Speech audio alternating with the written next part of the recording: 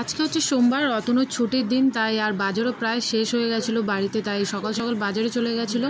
তো ওই জন্য আর কি ভাবলাম এখান থেকে তোমাদের ব্লগটা দেখাতে স্টার্ট করি। তো দেখতে থাকো কী কী মাছ এনেছে না এনেছে আর কি কি রান্না করছে না করছে সমস্ত কিছু এই ব্লগে দেখাবো তোমাদেরকে আর কি। তো দেখো, এটা তো রুই মাছ দেখেই বুঝতে পারছো। তো একটা গোটা রুই মাছ এনেছিলো, অনেকটা ডিম বেরিয়েছে। তো এই ডিমটা ওরা কেউ খায় না, মানে বাবা ছেলে কেউ খায় না, আমাকে একাই খেতে হবে। আর এনেছিলো হচ্ছে পমফ্লেট মাছ। তো এই মাছগুলো ধুয়ে ভালো করে কেটে কুটে রেখে দেওয়া হবে। আর তোমার এনেছিল হচ্ছে লোটে মাছ। তো লোটে মাছটাও কাটতে হবে আর কি, কেটে কুটে ঢুকিয়ে রাখলে কি বলো তো, যখন রান্না করবো আর কি পটপট বের করে আর কি ডিফ্রোস্ট করে নিলেই হয়ে যায়, নাহলে একটা ঝামেলা থেকে যায়, আবার কাটো আবার তখন ধোও। তো ওই জন্য এখনই যতটা পারবো আর কি, যে মাছগুলো এখন কেটে রেখে দেওয়া সম্ভব, মানে চিংড়ি মাছ বলো, এই মাছগুলো যেগুলো কাটা নেই আর কি, তো সমস্তটাই ভালো করে কেটে পরিষ্কার করে আর কি আমি ফ্রিজে রেখে দেবো। যখন যেটা লাগবে আর কি তখন বের করে সেটা একটু জলে দিয়ে দিলেই আর কি নর্মাল হয়ে গেলে রান্না করাটা সুবিধা হয়, জানো তো। তো আমি এরকমই করি আর কি। আর সমস্ত মাছ তো বাজার দিয়ে কেটে দেয়ও না আমাদের এখানে আর কি। তো কিছু কিছু মাছ আছে যেগুলো বাড়িতে এরকম কাটতে হয়।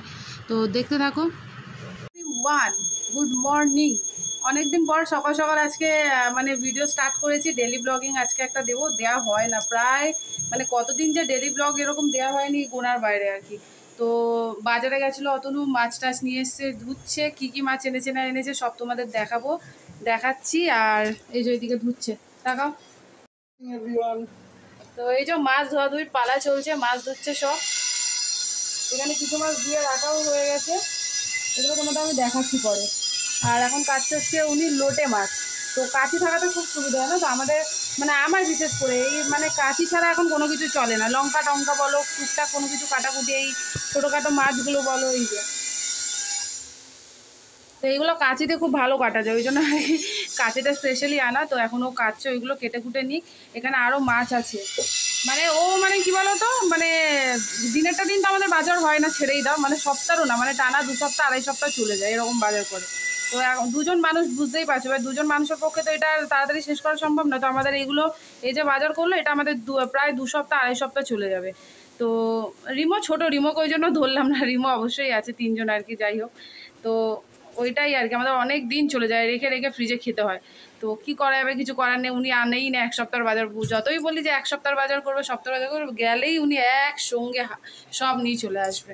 তো ওইদিকে চা হচ্ছে, তো চাটা হতে থাক, চাটা খাবো, ততক্ষণ মাছ টাছগুলো ধুয়ে নিক। আর কি রান্না করছি না করছি আজকে শেয়ার করার চেষ্টা করব তোমাদের সাথে। তো চলো দেখতে থাকো, এখান থেকে ব্লগটা স্টার্ট করলাম। আর হ্যাঁ, যদি আমার ব্লগটা তোমরা প্রথমবার দেখে থাকো, প্লিজ প্লিজ প্লিজ একটু ফলো করে দিও, আর লাইক কমেন্ট করতে অবশ্যই ভুলো না। আর ফেসবুক থেকে, ইউটিউব থেকে দেখলে একটু চ্যানেলটা সাবস্ক্রাইব করে দিও। তো চলো দেখতে থাকো কী করছি না করছি। আমার আজকে সকাল সকাল আর কি স্নান করে পুজো দেওয়া হয়ে গেছে। অন্য সময় আমি রান্নাবান্না করে পুজো দিই, কিন্তু আজকে যেহেতু বাজারে গেছিলো, তো ওই জন্য ভাবলাম যে বাকি কাজগুলো করে রাখা যাক। তো ওই জন্য স্নান টান করে পুজো দিয়ে দিয়েছি। আর এদিকে দেখো, যে কটা মাছ এখন আমি রান্না করব সে কটা নিয়ে ফেলেছি, বাকিগুলো তো ফ্রিজে দিয়েই দেবো। এখানে 4 পিস মাছ নিয়েছি, 2 পিস হচ্ছে আমার একটা, অতনুর একটা, ছেলের দুবেলার দুটো আর কি। তো এই হচ্ছে মাছ আর কি। আমাদের তো ঝাল করব আর রিমোর জন্য ঝোল করে দেবো। তো ভালো করে নুন হলুদটা মাখিয়ে রেখে দিই, আর কিছুক্ষণ আগে দেখবে নুন হলুদটা মাখিয়ে রাখলে না মাছের ভেতর ভালো করে নুন হলুদটা ঢুকে যায়, ওই জন্য আমি একটু আগেই আর কি মাখিয়ে রেখে দিই। আর এদিকে দেখো এবার বের করছে হচ্ছে ইলিশ মাছ, এইগুলো আর কি ধোয়া হবে। আর ওইদিকে তেলটাও রয়েছে। তো তারই মধ্যে চাটাও হয়ে গেছিলো, তো ভাবলাম একটু চাটা খাইয়ে দিই, আমিও একটু চাটা খাবো আর কি, সেটাই হচ্ছে এখানে। তো গল্প করতে করতে চা খাওয়া চলছে আর মাছও ধোয়া চলছে। তো এদিকে দেখো তেলাপিয়া মাছগুলো ধোয়া কমপ্লিট হয়ে গেছে। এবার বাকি রয়েছে খালি চিংড়ি মাছগুলো, এগুলো ধুয়ে নিলে পরে কমপ্লিট হয়ে যাবে। আর এই যে মাছটা আছে, এটা এখন করবো না, এটা রাখির দিন বের করবো, এটা এখন তুলে থাকবে আর কি। খালি ভালো করে পরিষ্কার করে দেবো, যাতে সেদিন আর ঝামেলাটা না থাকে। তো ভালো করে ধুয়ে পরিষ্কার করে যতটা খোলা ছাড়ানোর ছাড়িয়ে রেখে দেবো। আর তারই মধ্যে দেখো আমি মাছও ভাজা বসিয়ে দিয়েছি। আর এদিকে মাছের তেলটা রয়েছে, আর ওই মাছের একটা, ইলিশ মাছের একটা মাথা রেখেছি। যেহেতু তেলের পরিমাণটা অনেকটা কম, তো একটু মাথাটা দিয়ে দিলে আর কি খেতে ভালো লাগবে, ওই জন্য আর কি একটা মাথা রেখেছি।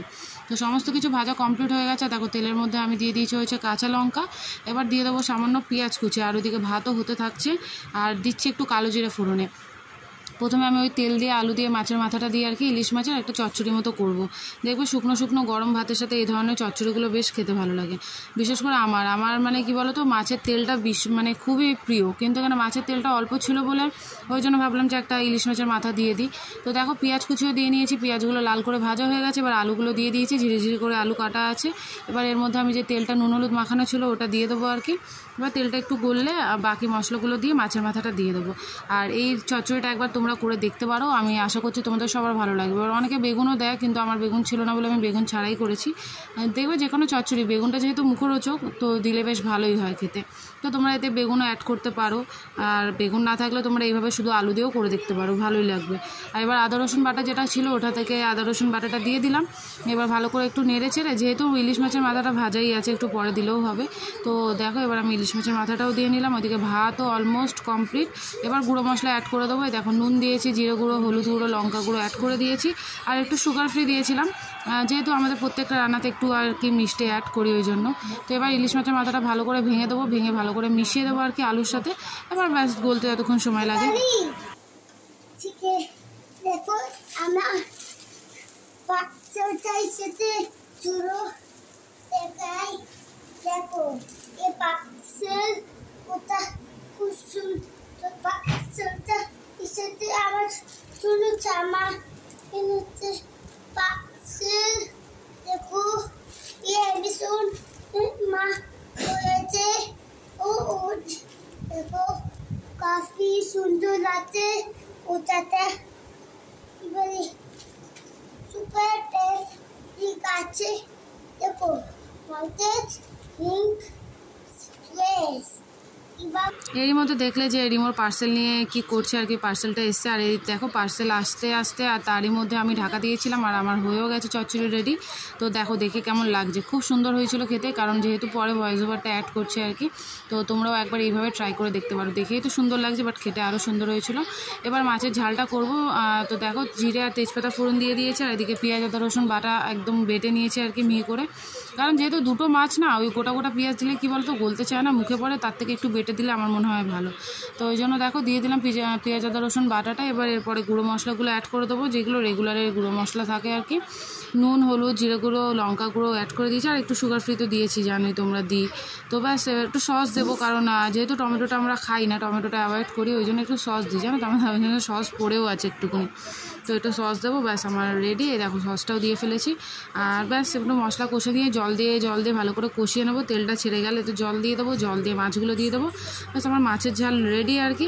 তো দেখো গল্প করতে করতে আর কি দেখো আমার মাছের যেটা বলছিলাম আর কি, মশলাটা কষেও গেছে, তেলও ছেড়ে গেছে। আর এইদিকে দেখো রিমোর জন্য তরকারি বসিয়ে দিয়েছি, কারণ রিমোকে মশলা টশলা এত দেবো না, আর ও যেহেতু ঝাল খেতে পারে না, ওটা এখনও আলাদাই করতে হয় আমাদের। আর একটু কাঁচা লঙ্কা দিয়ে দিয়েছিলাম, ওই কাঁচা লঙ্কার পিসটাই তোমাদের এখন আমি দেখাচ্ছি আর কি। তো দেখো আমার ঝাল তো আমি এইভাবেই রান্না করি, তোমরা কীভাবে রান্না করো সেটাও একটু কমেন্ট করে জানিও, তাহলে ভালো লাগবে।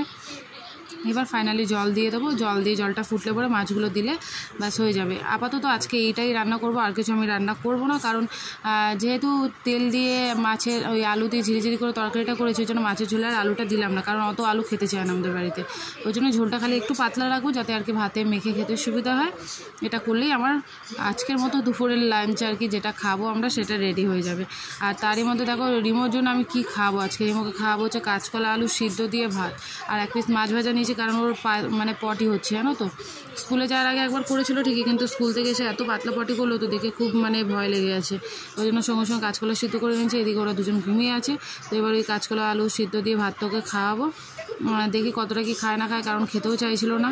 তো ওকে খাইয়ে দেওয়ার পর দেখো এটা দেখো দুপুরের মেনু, দেখো তেল চচ্চড়ি যেটা ছিল আর কি আলু দিয়ে, আর এটা আগের দিনের থোর ভাজা ছিল একটু, তো এটা অতনুকে দিয়েছি। এই যে ডাল, আগের দিনের একটু ডালও আছে, আর এই যে মাছের ঝালটা দেখো এরকম দেখতে হয়েছিল। ফাইনালি তোমাদের দেখালাম।